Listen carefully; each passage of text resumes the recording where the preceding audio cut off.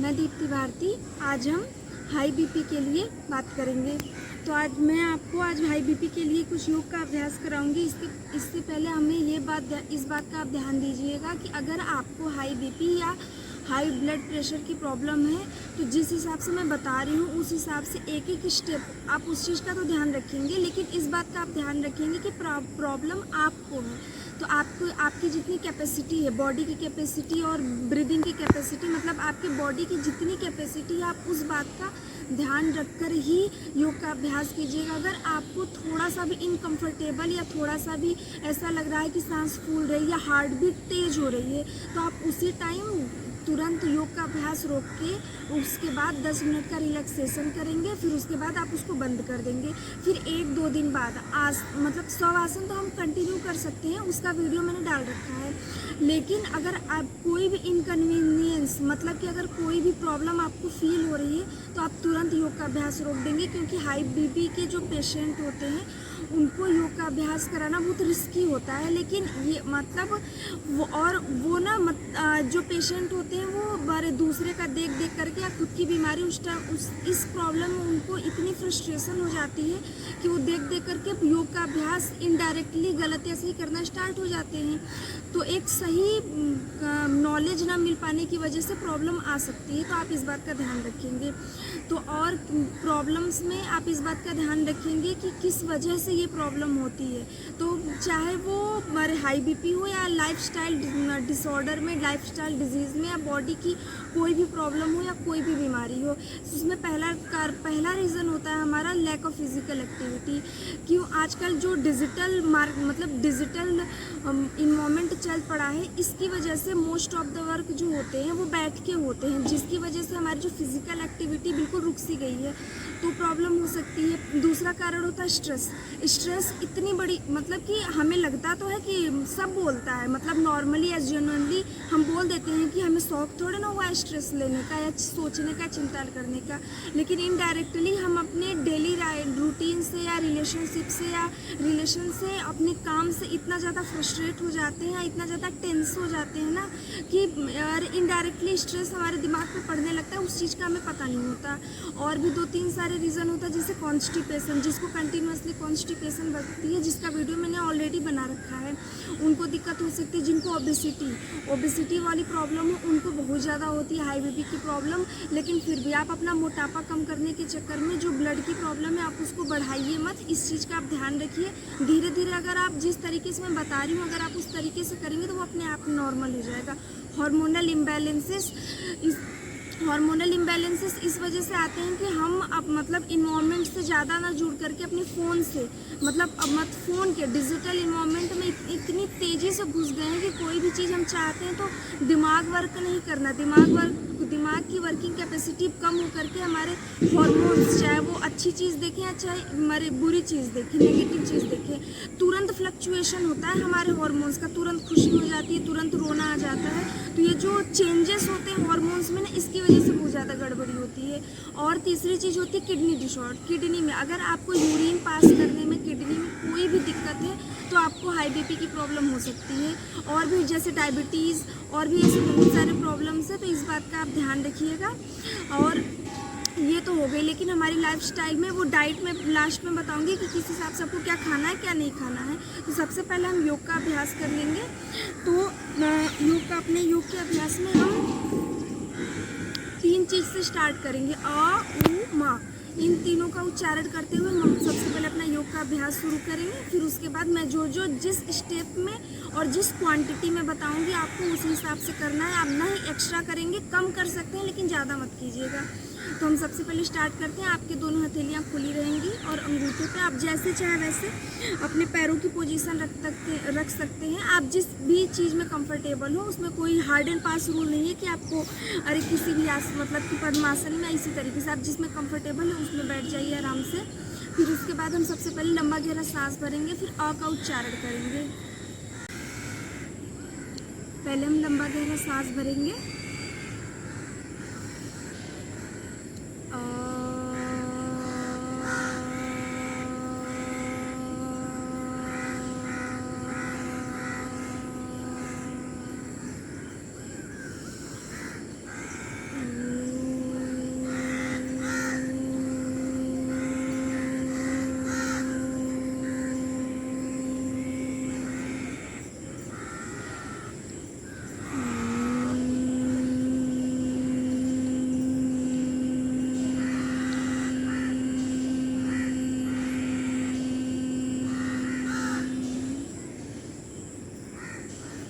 अब हम अपने योग का अभ्यास करेंगे, योग का अभ्यास शुरू करेंगे। सबसे पहले हम अपने पैरों को खोल लेते हैं। आपको इस बात का ध्यान रखना है कि आपके बॉडी पार्ट्स में पैर से स्टार्ट करेंगे हम, और पैर से स्टार्ट करने के साथ साथ आपके एक एक जॉइंट्स का मूवमेंट करेंगे ब्रीदिंग के साथ। आपको ब्रीदिंग का बिल्कुल अच्छे से और अच्छे तरीके से ध्यान रखना है कि आप जब अपने जॉइंट्स को मोड़ रहे हैं या एक्सटेंड कर रहे हैं, मतलब कि सिकोड़ रहे हैं या दूर कर रहे हैं, फैला रहे हैं, तो आपकी ब्रीदिंग पैटर्न कैसी होगी, इस बात का आपको ध्यान रखना है। ब्रीदिंग, इससे आपका जो मन है, मतलब कि जो कंसंट्रेशन है, जो फोकस है, वो भी बना रहेगा, जो योग में हमारे योग के अभ्यास में ज़्यादा लाभदायक होता है। तो इस बात का आप ध्यान रखिएगा। ज़्यादातर लोग इस पोजीशन में बैठने में अनकंफर्टेबल फील होते हैं, मतलब कि जो स्पाइन उन्हें सीधा बैठने की भी आदत नहीं होती है ना, मतलब ऐसे झुक झुक करके बैठने की आदत होती है, इसीलिए हो सकता है आपको थोड़ा अनकंफर्टेबल फील हो। लेकिन कोई बात नहीं, आप बीच बीच में अगर जब आपको याद आए तब आप अपने हाथ दोनों बटक के पास, हिप के पास रख लीजिए, नहीं तो थोड़ा सा रिलैक्स करने के लिए अपने दोनों हाथ के पंजे आप पीछे की तरफ भी ले सकते हैं। तो सबसे पहले हम हमारे पैर के पंजों की उंगलियों की मूवमेंट से स्टार्ट करेंगे। हम सबसे पहले एक बार इनहेल करेंगे, मतलब जब सांस भरेंगे तो अपने पैर की उंगलियों को मोड़ेंगे और उसके बाद एक्सहेल करते हुए उन्हें पूरा ढीला छोड़ देंगे, ठीक है। और ये चीज़ आपको 5 से 6 बार करनी है। सबसे पहले इनहेल, एक्सहेल,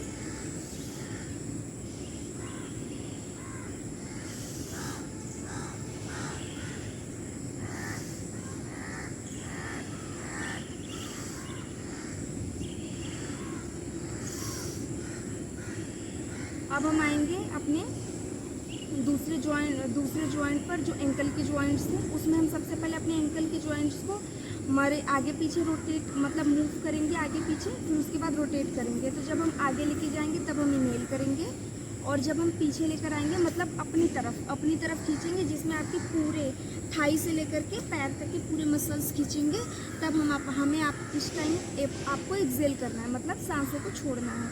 सबसे पहले सांस भरा,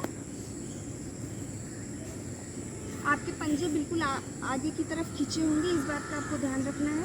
फिर सांस छोड़ते हुए आगे आप कोशिश कीजिए कि आपकी एड़ियाँ थोड़ी सी ऊपर उठ जाएं, मतलब मैट से ना लगी रहें, जिसकी वजह से आपको जो स्ट्रेच पड़ना चाहिए हमारी मसल्स पे वो प्रॉपर पड़े। फिर इनहेल, एक्सहेल, 1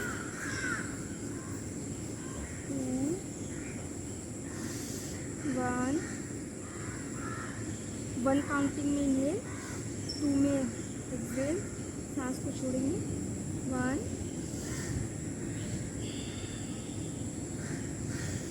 2 1 2।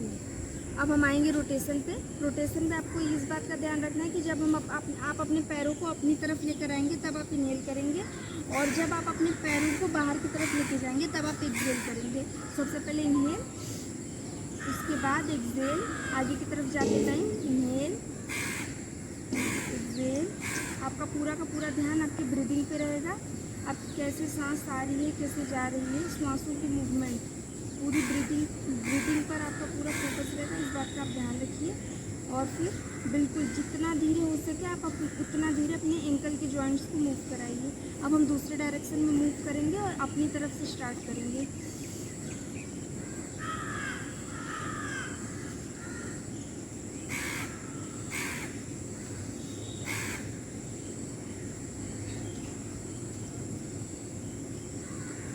वापस अब हम अपने नी के जो कैप है, हमारे नी के जॉइंट्स हैं, उनको हम कॉन्ट्रैक्ट और रिलैक्स करेंगे। आपको जैसे इस तरीके से आप देख सकते हैं कि जब हम इसको नीचे की तरफ कॉन्ट्रैक्ट, मतलब सिकुड़ते हैं, तो ये हमारी जो थाई मसल्स है वो बिल्कुल आपस में सिकुड़ जाती हैं, और जब हम छोड़ते हैं तब वो रिलीज हो जाती हैं। इस बात का आपको ध्यान रखना है कि आप इस तरीके से, आपको सिर्फ इस तरीके से यहाँ पे थाई मसल्स आपकी सिकुड़ेंगी, फिर उसके बाद वो अपनी नॉर्मल पोजीशन में आएंगी, इस बात का आपको ध्यान रखना है। तो इनहेल करते हुए कॉन्ट्रैक्ट करेंगे, एक्सहेल, रिलैक्स,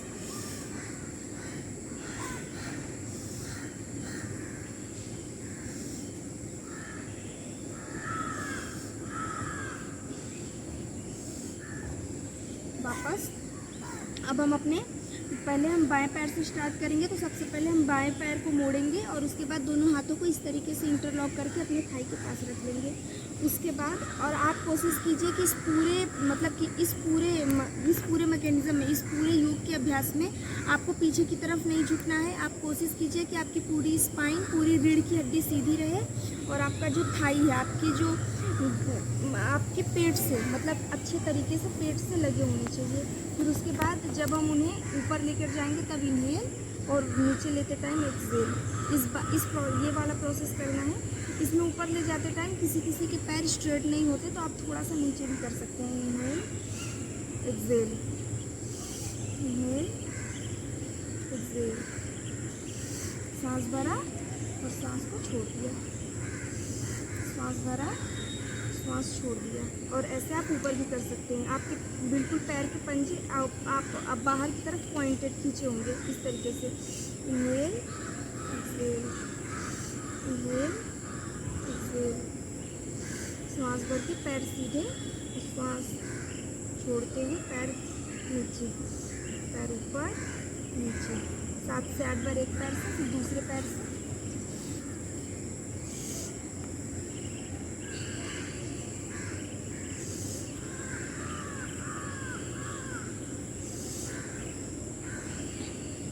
ऐसे ही ऊपर करके भी कर सकते हैं।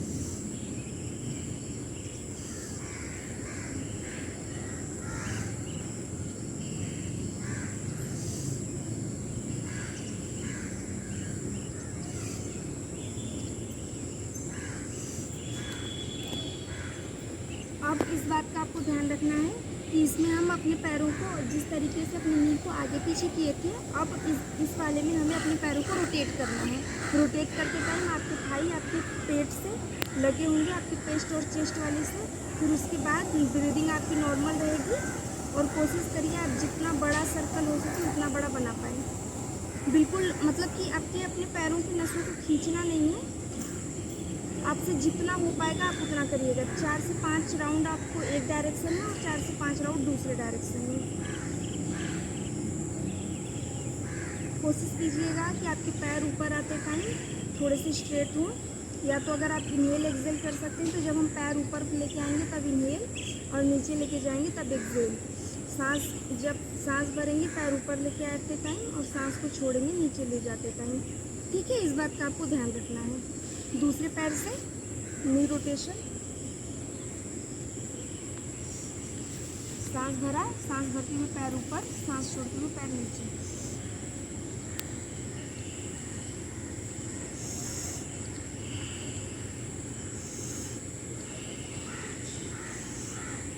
उल्टे डायरेक्शन में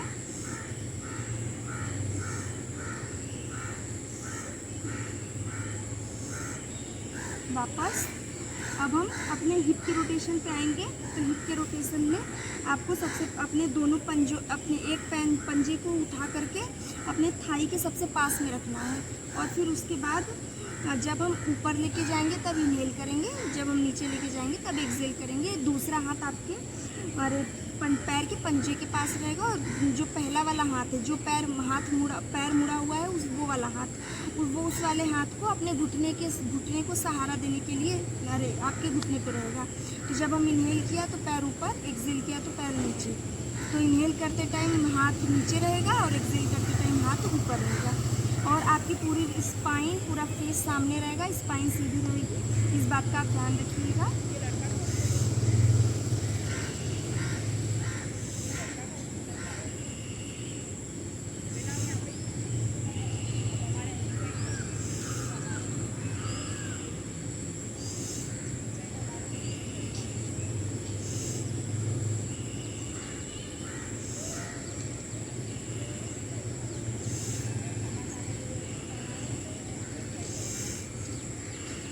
वापस अब हम दूसरे पैर से करेंगे सेम प्रोसेस। इनहेल और एक्सहेल का भी प्रोसेस वैसे ही रहेगा।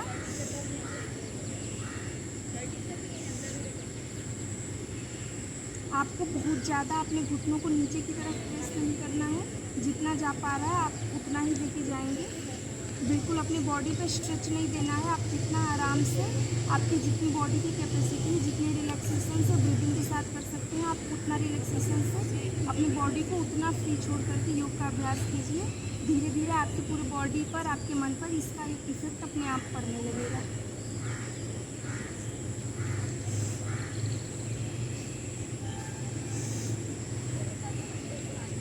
अब हम आएंगे अपने हिप के रोटेशन पे। हिप के रोटेशन में आपके पैरों की पोजीशन वैसे ही रहेगी, पैर के पंजे उल्टे की तरफ थाइस के पास रहेंगे। उसके बाद हम अपने हाथों से, और जो पैर मुड़ा हुआ है उस घुटने को पकड़ेंगे और एक दूसरे वाले हाथ से पैर के पंजे को। फिर उसके बाद हम बिल्कुल स्लोली अपने हिप को रोटेट करने की कोशिश करेंगे। आपका पूरा ध्यान हिप के रोटेशन पे रहेगा। बैठे बैठे हमारी जो कमर वाला एरिया होता है, हमारा कमर का जो पोजीशन होता है, ये रीज़न वो बिल्कुल हमारे टेंस हो जाता है, मतलब कि बंध जाता है, स्टिफ हो जाता है। तो अगर स्टिफनेस इसकी वजह से आपकी बॉडी में आई है तो इस बात का आप ध्यान रखिएगा कि आपको बहुत ज़्यादा आगे पीछे या रोटेट करने के चक्कर में बहुत ज़्यादा स्ट्रेच नहीं करना। बिल्कुल नॉर्मल जितना रोटेट हो पा रहा है आप उतना रोटेट करिए। आप दूसरे डायरेक्शन में ब्रीदिंग नॉर्मल रहेगी। ब्रीदिंग में इनहेल एक्सेल में इसी हिसाब से, जब आप पैर को ऊपर लेके आ रहे हैं तो इनहेल, और पैर को नीचे लेके जा रहे हैं तो एक्सेल। ठीक है।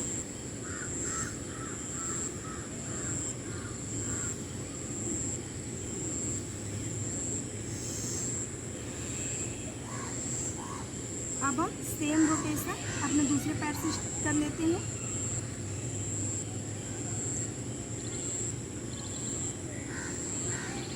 दूसरे हाथ से पैर के पंजे को पकड़े रहेंगे। अब हम दूसरे डायरेक्शन से कर लेते हैं।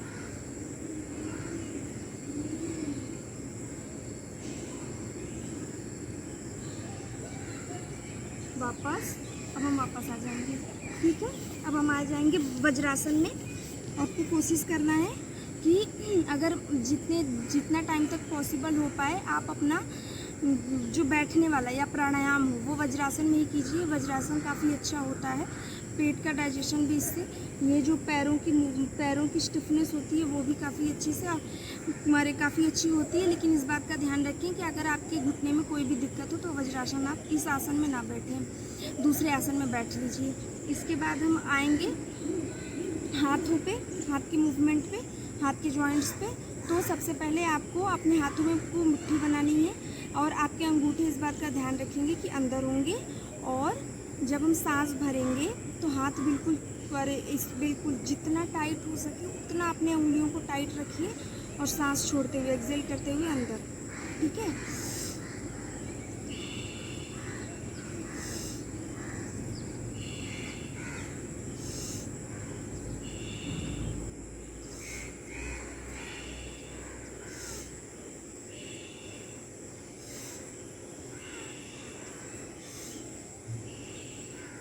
अब हम आएंगे अपने नी रोटेशन पे, ये एंकल रिस्ट रोटेशन पे। तो इस बात का आपको ध्यान रखना है कि अगर आप चाहें तो इसमें भी इनहेल एक्सेल का प्रोसेस मतलब शामिल कर सकते हैं, जिसमें आपको जब आप नीचे लेके जाएंगे तो इनहेल, ऊपर लेके आएंगे तो एक्सेल, और नहीं तो आप अपनी ब्रीदिंग नॉर्मल रख करके अपना पूरा फोकस अपने रिस्ट पे रख सकते हैं। 5 से 6 बार आपको एक डायरेक्शन में और 5 से 6 बार उसी तरीके से दूसरे डायरेक्शन में।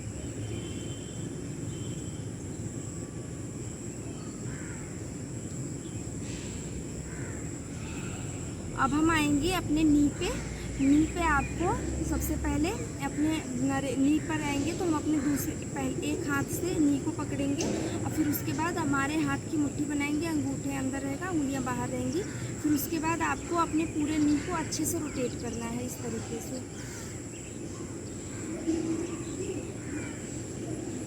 7 से 8 बार एक डायरेक्शन में और 7 से 8 बार दूसरे। अब हम दूसरे डायरेक्शन में अपने पूरे नी को रोटेट करेंगे।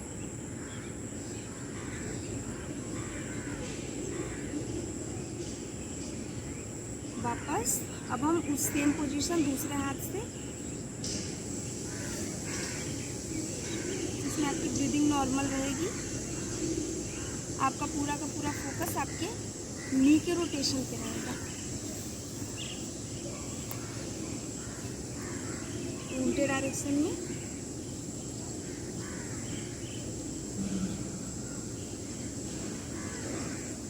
वापस अब हम अपने दोनों हाथों को सामने लेकर आएंगे। जब मतलब इनहेल करेंगे, जब सांस भरेंगे तो हाथों को मोड़ेंगे, और इनहेल और एक्सेल करेंगे, सांस को छोड़ेंगे तो हाथों को फैला देंगे। ठीक, तो इनहेल एक्सेल, इनहेल एक्सेल। आपके पूरे पंजे बिल्कुल सामने की तरफ खुले होंगे, पंजे एक दूसरे से उंगलियां आपकी बिल्कुल टच रहेंगी।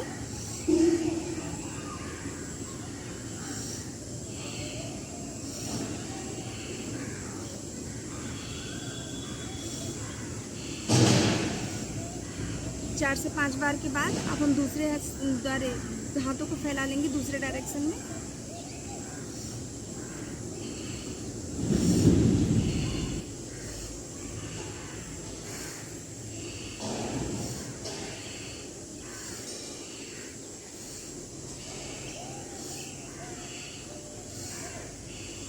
अब हम ऊपर की तरफ लेके आएंगे, तो इस तरीके से आपको इनहेल एक्सेल, इनहेल एक्सेल ये करना है।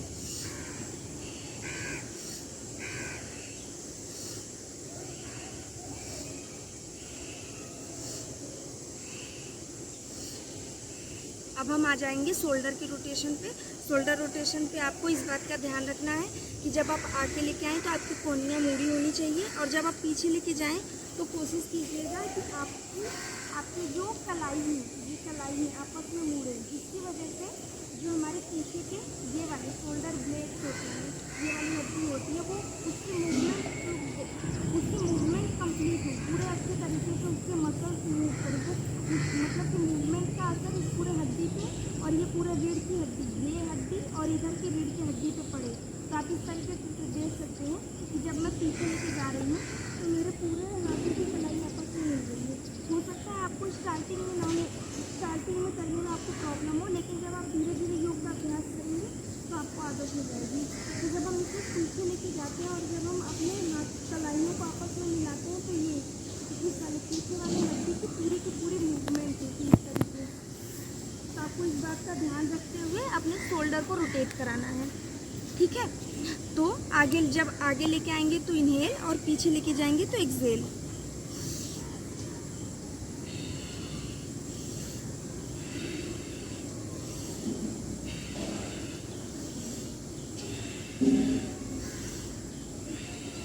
उल्टे डायरेक्शन में पहले आपकी कलाई पूरे टच होंगी, उसके बाद आपकी कोहनियाँ। जब भी आप ऊपर हाथ लेकर जाएंगे तब इनहेल करेंगे, और जब आप आगे लेके आएंगे तब एक्सेल, उल्टे डायरेक्शन में। वापस अब हम करेंगे नेक मूवमेंट, नेक की रोटेशन करेंगे। नेक के रोटेशन में आपको जब आप इनहेल करेंगे, सांस को भरेंगे, तो अब आपको अपना पूरा सिर, इस बात का आपको ध्यान रखना है कि आपके स्पाइन जो है, आपकी रीढ़ की हड्डी है, उसकी मूवमेंट नहीं होनी चाहिए। आपको सिर्फ सर्वाइकल वाला, ये जो गर्दन वाली पोजीशन है, आपकी यहीं तक की हड्डी मुड़ेगी। क्योंकि ज़्यादातर लोग गलती करते हैं कि जब आप पीछे मोड़ते हैं तो ये जो स्पाइन होता है, स्पाइन में मतलब कर्व बन जाता है, इस तरीके से ऐसे हो जाते हैं। और जब वो आगे लेके आते हैं तो अब उनकी स्पाइन, रीढ़ की हड्डी आगे की पीछे की तरफ निकल जाती है। तो आपको स्पाइन, अपने रीढ़ की हड्डी की मूवमेंट नहीं करनी, आपको अपने गले की मूवमेंट, जो नेक की बोन्स है ना, नेक के जॉइंट्स हैं, उनकी मूवमेंट हमें करनी है। तो इस बात का आप ध्यान रखिएगा। आपके दोनों हाथ आपकी जांघों पर,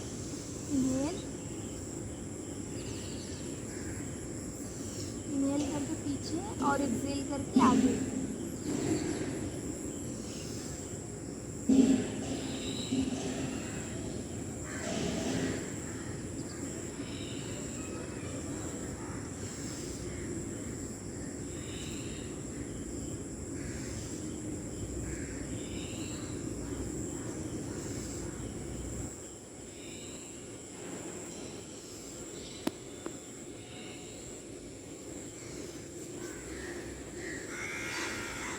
अब हम जब इनहेल जब हमारा मतलब सांस हम भरे रहेंगे, जब हम एक्सेल करेंगे तो अपनी गर्दन को साइड में रोटेट और मतलब ट्विस्ट करेंगे, और इनहेल करते हुए बीच में, एक्सहेल करते हुए दूसरी साइड, ठीक है।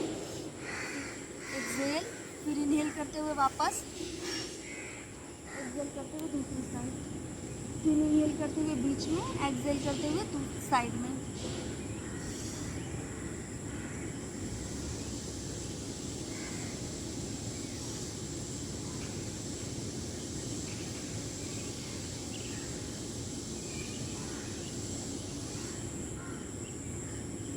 इस बात का आपको ध्यान रखना है कि जब आप हमारे नेक की मूवमेंट आगे इस तरह से ट्विस्ट करेंगे तो आपके कंधे ऊपर नीचे नहीं होने चाहिए। आपके कंधे बिल्कुल और एक लाइन में एक सीध में होने चाहिए और बिल्कुल समान, मतलब कि ऐसे ही अचानक से कंधे ऊपर उठ जाते हो, उठाने की आदत होती है, वो अचानक से भी उठ जाता है। तो इस बात का आपको ध्यान रखना है। और वो ये रोटेशन वाले में जब हम अपने हेड को रोटेट करते हैं तो उसमें ये प्रॉब्लम ज़्यादा देखी जाती है। तो आपको नॉर्मली जब इनहेल करेंगे तो हम सबसे पहले अपने गर्दन को पीछे लेके जाएंगे और एक्सहेल करते हुए हमारे आगे, इनहेल करते हुए अपने गर्दन को पीछे लेके जाएंगे और एक्सहेल करते हुए आगे। आपको इस बात का ध्यान रखना है कि आप जितना स्लो मूवमेंट अपने जॉइंट की करेंगे उतना ज़्यादा आपके लिए लाभदायक होगा।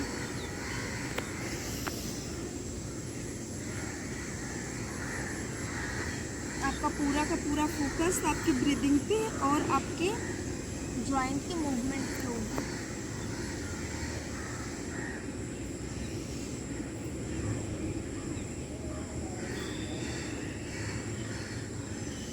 आप कोशिश कीजिए कि अगर आप आँख बंद करके कर पा रहे हैं तो ठीक है, नहीं तो आप अपनी आँखों को खोल के भी कर सकते हैं। अब हम दूसरे डायरेक्शन में करेंगे।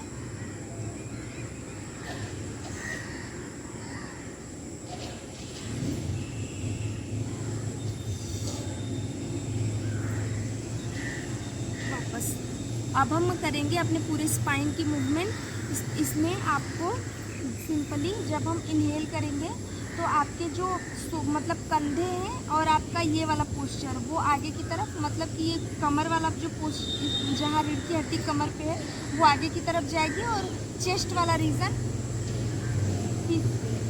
तो अपने आपके जो पेट है वो पेट मतलब कमर वाली रीढ़ की हड्डी आगे की तरफ जाएगी और चेस्ट वाली पीछे की तरफ जाएगी। लेकिन आपको ओवर स्ट्रेच मतलब बहुत ज़्यादा नहीं खींचना, सिर्फ आपको बिल्कुल हल्का सा अपने पूरे रीढ़ की हड्डी के जो जॉइंट्स हैं उनमें मूवमेंट करानी है। तो आपको बिल्कुल हल्का सा स्ट्रेच देना है, बहुत ज़्यादा नहीं करना। तो इनहेल, आपके पूरे चेस्ट आगे की तरफ जाएंगे, ये पीछे की तरफ रहेगा और पेट के कमर की रीढ़ की हड्डी आगे की तरफ रहेगी। और जब हम एक्सहेल करेंगे तो बिल्कुल आप अपोजिट मूवमेंट, कमर की पूरी रीढ़ की हड्डी आगे इधर पीछे की तरफ जाएगी, खींचेगी और आपके पूरे कंधे आगे की तरफ आपस में आप बिल्कुल कंधे आगे की तरफ रहेंगे। फिर से इनहेल करेंगे तो पहले वाली पोजीशन, एक्सहेल करते हुए वापस,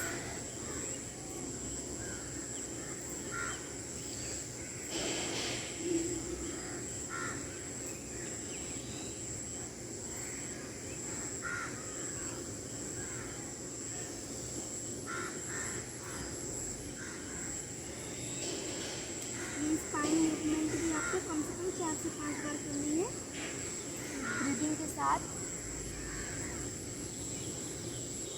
वापस अब हम कुछ 1-2 आसनों का अभ्यास खड़े होकर कर लेते हैं। अब हम खड़े होकर कुछ आसनों का अभ्यास करेंगे।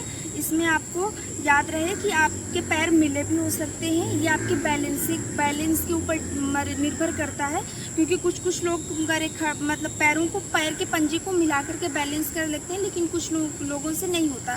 तो आपको जितना आप ज़्यादा से ज़्यादा अपने बैलेंसिंग के ऊपर, मतलब अगर आपको लग पा रहा है कि आप थोड़े से गैप में अपने पैरों के पंजे को ऊपर आराम से अपने पूरे बॉडी का वेट उंगलियों के ऊपर आराम से खड़े रख पा रहे हैं तो ठीक है, नहीं तो आप जितना हो सके, लेकिन आप याद रहे कि कंधों से ज़्यादा गैप नहीं होना चाहिए आपके पैर में, इस बात का आपको ध्यान रखना है, ठीक है। और फिर उसके बाद अपने दोनों पैरों को साथ में, ज़्यादातर लोगों की आदत होती है उनके पैर ऐसे बाहर की तरफ खुले होते हैं, तो आपको इस बात का ध्यान रखना है कि आपके पैर बिल्कुल पैरेलल एक लाइन में होने चाहिए, पैर के पंजे, इस बात का आपको ध्यान रखना है। अब हम धीरे धीरे अपने हाथों को सांस भरते हुए ऊपर लेकर जाएंगे, फिर उसके बाद अपने दोनों हाथों को ऊपर ही हाथ साथ में इंटरलॉक कर लेंगे इस तरीके से, ठीक। फिर उसके बाद अपने दोनों हाथों को इंटरलॉक हुए हाथों को सिर पे रखना है। अब इसके बाद अब हम जब सांस भरेंगे तो आपके दोनों आपके जो हथेली की पोजीशन होगी, हथेली होगी वो ऊपर की तरफ रहेगी, और सांस भरते हुए हम जितना हो सके उतना खुद को ऊपर की तरफ खींचेंगे वापस। लेकिन इस बात का आपको ध्यान रखना है कि जिनको हाई बीपी होती है उनको कोई भी आसन होल्ड नहीं करना। वो जैसे ही सांस भरते हुए जा रहे हैं वैसे ही सांस भरते हुए ऊपर आएंगे। जब आपकी कंडीशन धीरे धीरे अच्छी होने लगेगी तब आप होल्ड कर सकते हैं। वो डिपेंड करता है आपकी बीमारी के ऊपर। तो इस बात का आपको ध्यान रखना है कि आप जैसे ही सांस भर के ऊपर जा गए हैं फिर वैसे ही वापस, ठीक है। तो ऐसे इनहेल, वापस, वापस।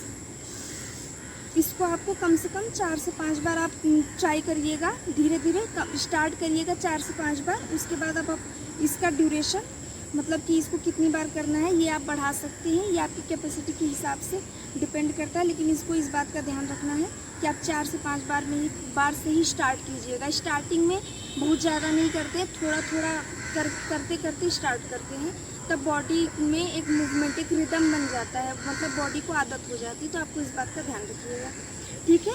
दूसरा वाला आसन करेंगे हम, अपने आपके पैरों में गैप रहेगा। फिर उसके बाद आपके दोनों हथेलियाँ आपस में इसी तरीके से मिली होंगी। इनहेल करके हाथ ऊपर, फिर एक्सहेल करते हुए साइड में थोड़ा सा बेंड करेंगे, फिर उसके बाद वापस आ जाएंगे। फिर दूसरे साइड में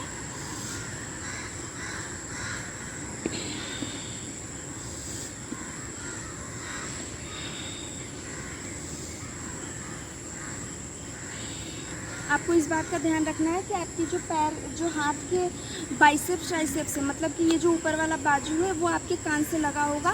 क्योंकि ज़्यादातर लोगों की आदत होती है कि जब हम नीचे की तरफ झुकते हैं तो उनके दोनों कोहनियाँ ऐसे झुक जाती हैं।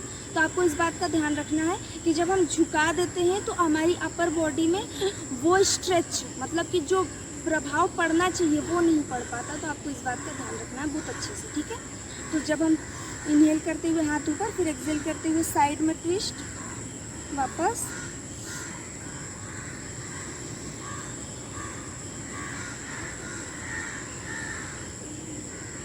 आपको स्टार्टिंग में 3 से बार से स्टार्ट करना है, मतलब 3 बार इधर से ट्विस्ट करेंगे, 3 बार इधर से ट्विस्ट करेंगे। उसके बाद इस आसन का अभ्यास फिर दूसरा आसन का अभ्यास करेंगे। ज़्यादा मत करिएगा, इस बात का आपको ध्यान रखना है। अब हम दोनों अपने पैर में हमारे कंधों के जितना गैप रखेंगे, हाथों को सामने लेकर जाएंगे। और फिर उसके बाद आपको इस बात का ध्यान रखना है कि जब हम एक्सहेल करेंगे तो आपका एक अपोजिट, मतलब जो दाहिना हाथ है वो बाएं कंधे पर आएगा, और जो बाईं हथेली है वो दाहिने कमर पे जाएगी, मतलब दाहिने पैर के कमर के पास आएगा, ठीक है। और इसी तरीके से उल्टा मूव करेंगे तो ऐसे आएगी। इस बात का आपको ध्यान रखना है। फिर एक्सहेल करते हुए साइड में, फिर इनहेल करते हुए सामने, फिर एक्सहेल करते हुए साइड में।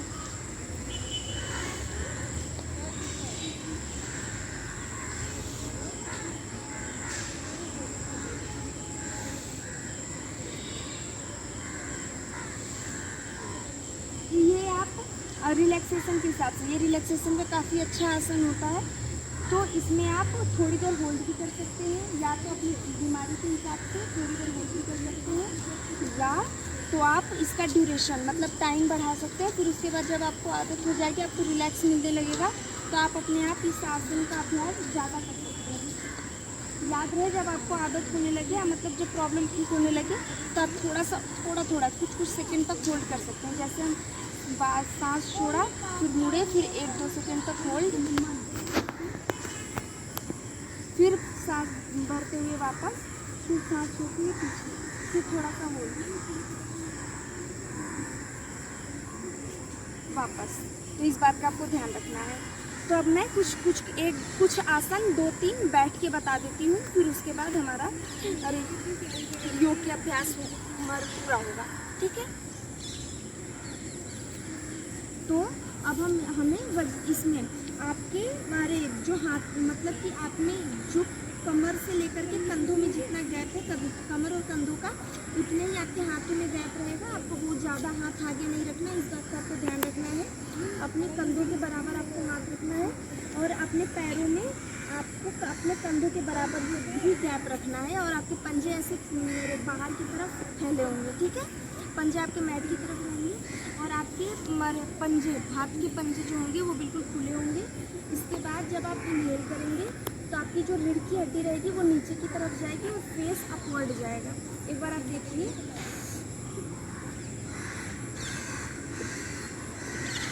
फिर सांस छोड़ते हुए आपका फेस अंदर की तरफ और रीढ़ की हड्डी कमर वाली बाहर की तरफ।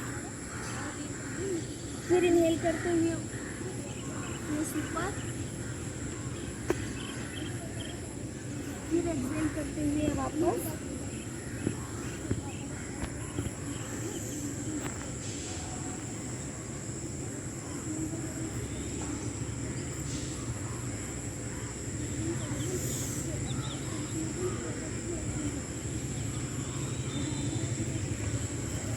ये वाला जो इसको मार्जरी आसन बोलते हैं। ये मार्जरी आसन काफ़ी अच्छा तो होता है, लेकिन इससे पूरे स्पाइन की एकदम अच्छी सी मूवमेंट होती है और वो हार्ट की मसल्स को काफ़ी मजबूती प्रदान करते हैं, मतलब मजबूती देते हैं, उन्हें स्ट्रॉन्ग करते हैं। तो लेकिन ये ज़्यादा नहीं करना, आपको इस बात का ध्यान रखना है। और अब हम करेंगे गोमुख आसन। गोमुख आसन में आपको अपने पैरों को सामने की तरफ फैला लेना है। फिर उसके बाद आपके बाएं पैर को मोड़ करके अपने थाई के पास में रखेंगे और उसी तरीके से अपने दूसरे पैर को मोड़ करके घुटने पे एक घुटना एक दूसरे के ऊपर रहेगा और पैर साइड में रहेंगे, हिप की साइड में रहेंगे। और वैसे ही जो पैर आपका जो घुटना मतलब जो पैर ऊपर है वही हाथ सबसे पहले ऊपर की तरफ जाएगा और जो हाथ नीचे है वो दूसरा हाथ नीचे की तरफ आएगा। और दोनों हाथ आप कोशिश कीजिए कि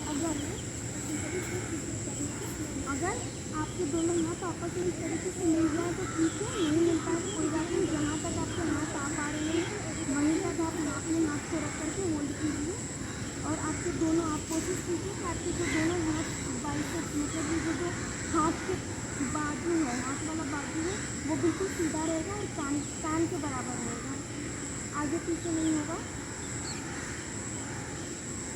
और पैरों की पोजीशन दोनों साइड में रहेगी। अब हम दूसरे पैर से करेंगे तो सेम पैर की पोजीशन वही रहेगी। जो पैर हमारा ऊपर था वो पैर हमारा नीचे जाएगा हिप के पास में, और जो पैर हमारे नीचे था वो पैर ऊपर आएगा। और वैसे ही हाथों की पोजीशन चेंज होगी।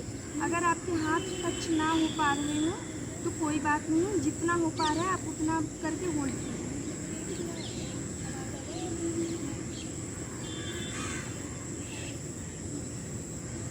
वापस। तो ये हमारा गोमुख आसन था। और अब एक आसन है जिसमें हमें अपने पेट के बल पे लेटना है। ये भी आपके हार्ट के लिए मतलब कि हार्ट के मसल्स को, हार्ट की मांसपेशियों को काफ़ी अच्छा स्ट्रेंथ प्रोवाइड कराता है। लेकिन याद रहे इसमें भी आपको होल्ड नहीं करना है, इस बात का आपको ध्यान रखना है। आप अपने कैपेसिटी के हिसाब से करेंगे तो आपके जो हाथ के पंजे रहेंगे आपके चेस्ट के पास आएंगे और नॉर्मली आपको सीधा सांस भरते हुए आप याद रखिए कि आपका पूरा लेवल नहीं उठेगा, मतलब आपको अपना चेस्ट रीजन ही हल्का सा उठाना है इतना। और आपके पीछे पैर के पंजे एक दूसरे से मिले होंगे और पैर बिल्कुल मिले होंगे आपस में, इस बात का आपको ध्यान रखना है। सांस भरते हुए ऊपर, सांस छोड़ते हुए नीचे।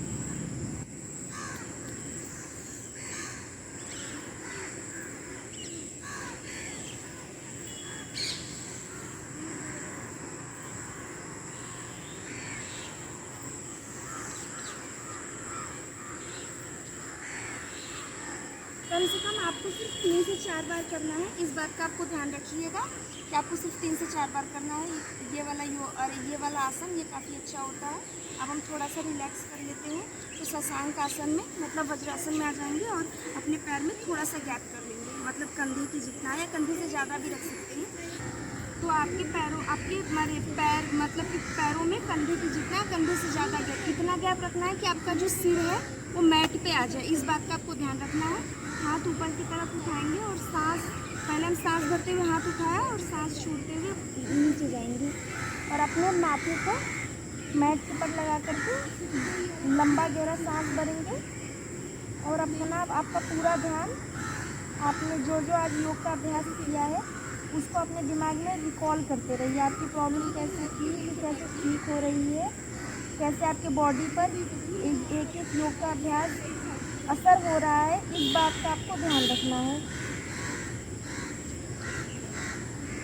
आपने कैसे कैसे एक एक जॉइंट मूवमेंट किया, ब्रीदिंग की, सांस भरा, सांस छोड़ा, आपको पूरा मतलब कि इस आसन में आपके आकर आपका पूरा फोकस आपके योग के अभ्यास पे, ब्रीदिंग पे और पूरा रिलैक्सेशन पे रहेगा।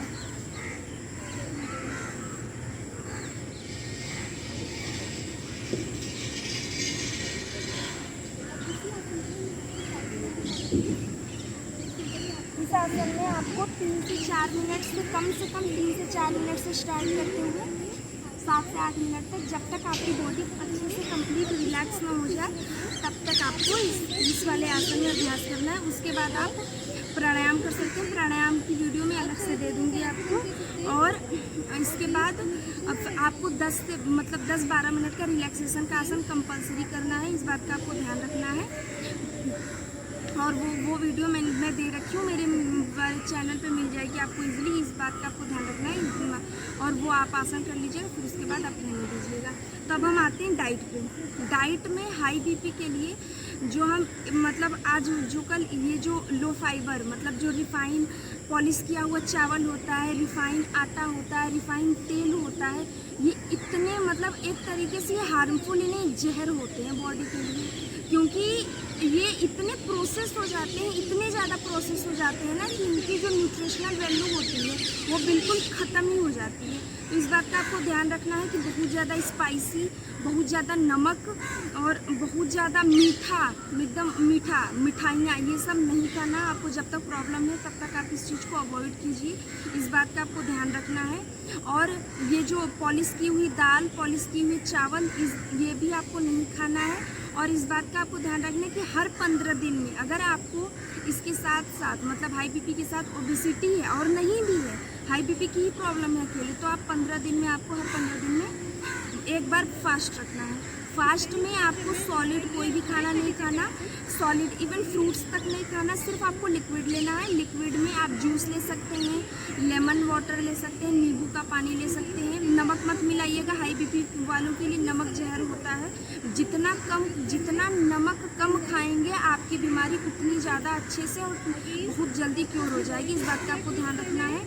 और शहद का पानी भी ले सकते हैं। मैंने कुछ सीजनल टी वगैरह बताई हुई है अपने यूट्यूब चैनल पर, वो भी आप 1 से 2 बार ले सकते हैं। वो मतलब कि वो आपके बॉडी को डिटॉक्स करेगा बहुत अच्छे से। मतलब जो कोलेस्ट्रॉल जमा हो गया है हमारे हार्ट की धमनी मतलब मसल्स में, आर्टरी और कैपिलरीज में, धमनियों में, वो उसको बहुत अच्छे से डिटॉक्स करेगा, साफ़ करेगा। तो वो आप ले सकते हैं। कोकोनट ऑयल ले सकते हैं, वो भी काफ़ी अच्छा होता है, इस बात का आपको ध्यान रखना है।